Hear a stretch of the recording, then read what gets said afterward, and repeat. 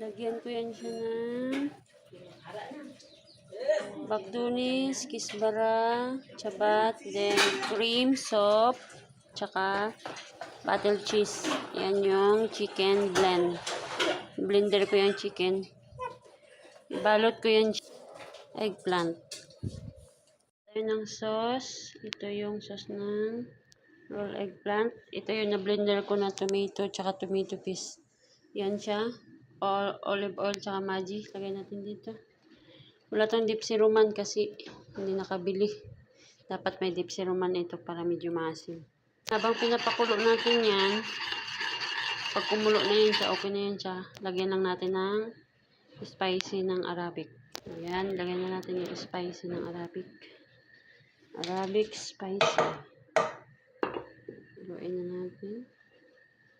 Pag kumulo na yan siya, pwede na yan siya natin ilagay. Ngayon ay babalutin na natin itong chicken at saka eggplant natin. Ibalot na natin.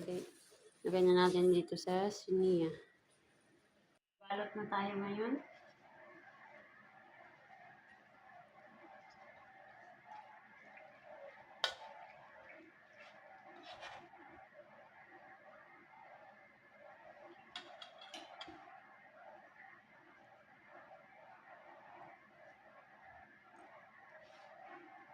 Yan siya, oh. Ganun ko lang.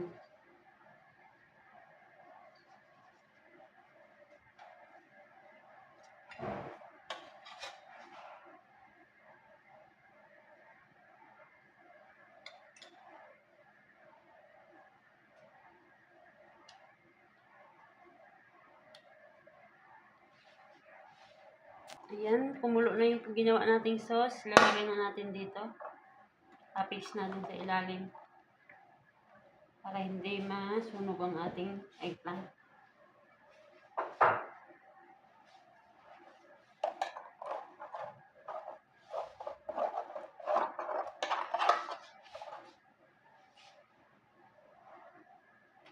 Tapos tapis lang tayo.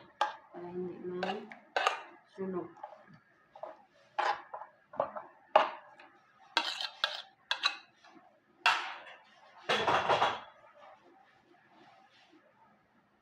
Lagay na natin itong binalot natin dito.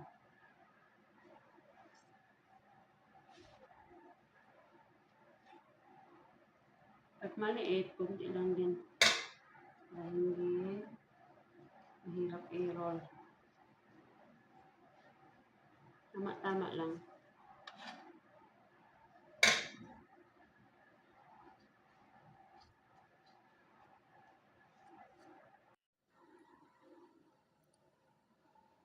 Yan na yung itsura ng ating roll eggplant. Tapos na balot.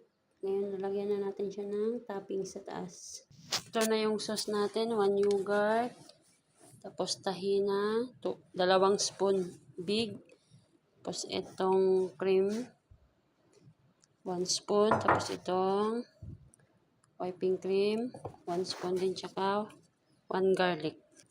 Yan, na-mix na. Lagyan natin ng konting salt, tsaka black pepper. Yan, okay na. Toppings na natin dito.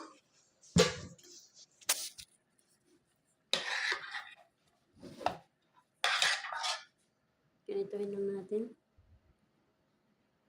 Yan, pag-toppings. Yan, na-toppings ko na.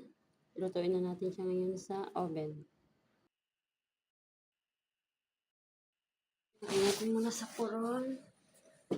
Saglitan lang natin sa puron. Lang yan sa puron. Pa-brownin lang natin. Luto na ang ating roll eggplant.